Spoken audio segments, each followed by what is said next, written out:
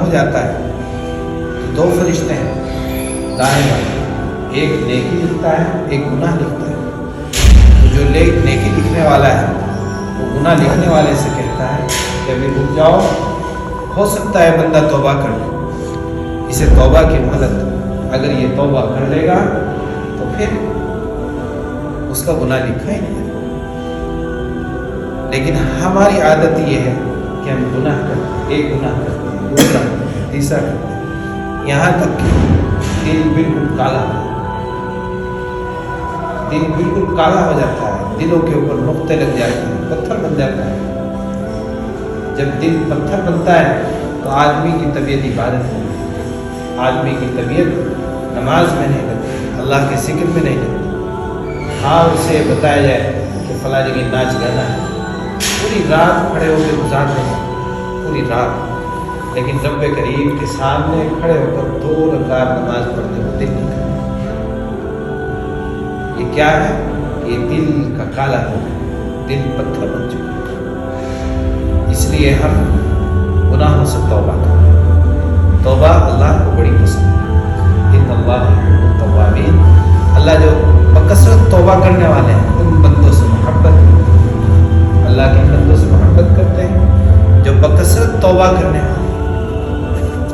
تو میرے بھائی، جب اللہ ان سے محبت کرتے ہیں جو بکثرت توبہ کرتے ہیں، تو ہم سب بھی یہ چاہتے ہیں کہ اللہ ہم سے محبت کرے، چاہتے ہیں نا؟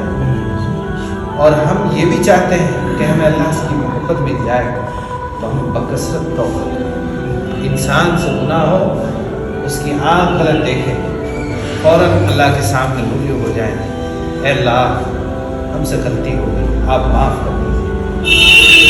ایک حدیث نقل کی ہے، فرماتے ہیں حضرت مسعود رضی اللہ تعالیٰ کہ مجھے رسول اللہ صلی اللہ علیہ وسلم نے فرمایا کہ جب بندہ گناہ کر لیتا ہے اللہ اس کا ایسا انتظار کرتے ہیں کہ ایک بندہ جنگل میں بیابان میں سفر کرتا ہے، دور دور تک پانی کا نام و نشان ہے، ریگستان ہی ریگستان ہے،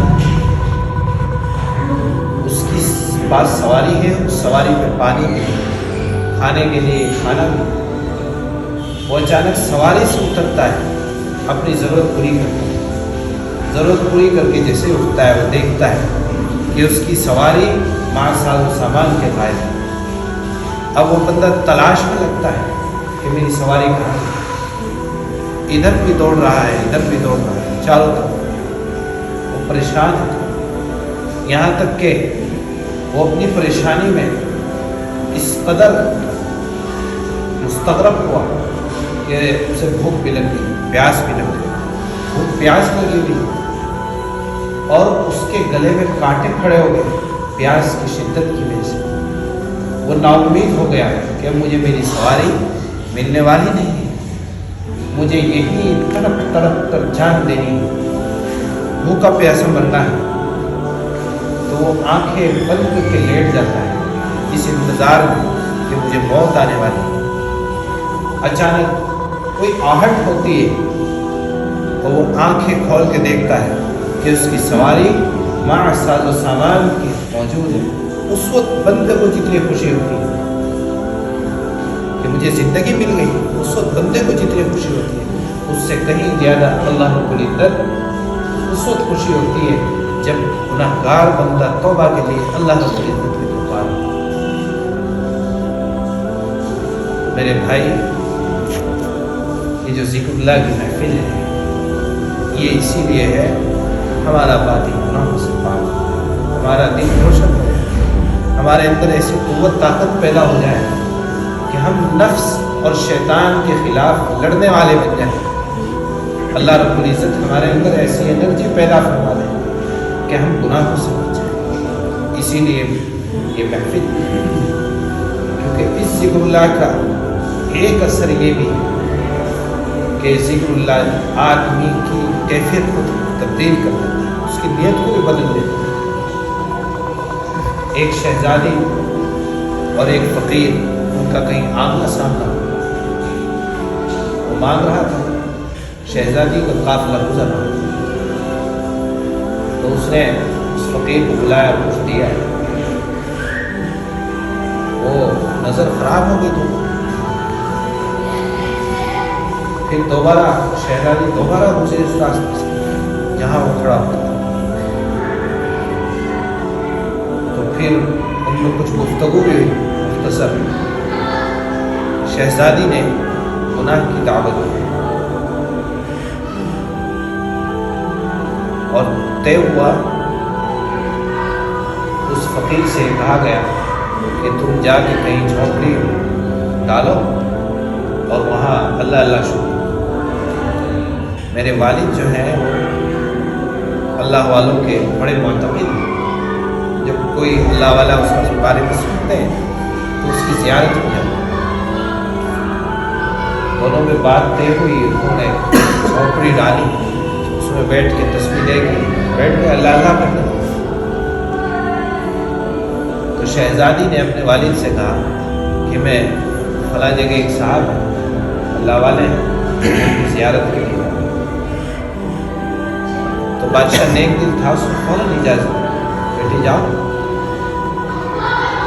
اب وہ پہنچی جھونپڑی کے اندر تو اس بچے نے سامنے آئی تو دوسری طرف نگاہ کر،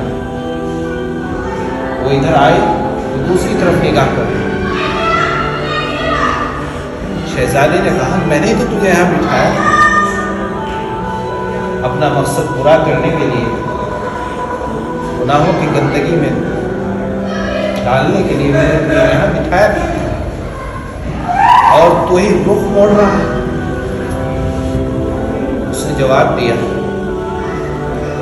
کہ ہاں بیٹھا اسی لیے تھا، لیکن اللہ کا نام لیتے لیتے دل میں اس قدر نور پیدا ہو گیا کہ اللہ تعالیٰ نے اس کی زندگی کا تبدیل کیا،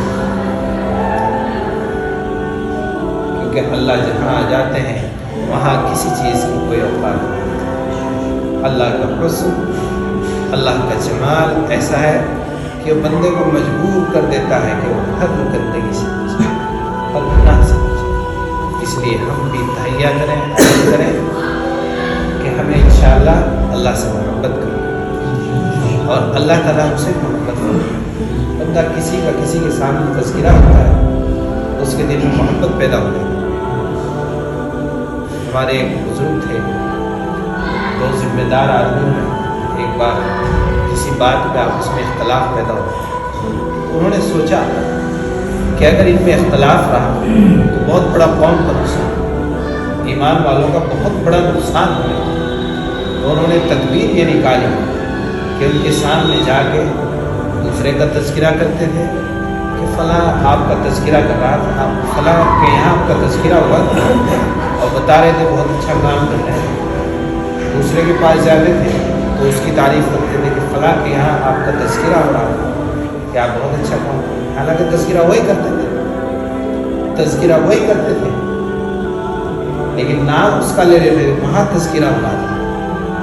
تو ایک وقت آیا کہ ان کے دلوں میں صرف اسی لیے محبت پیدا ہو گئی کہ ایک دوسرے کے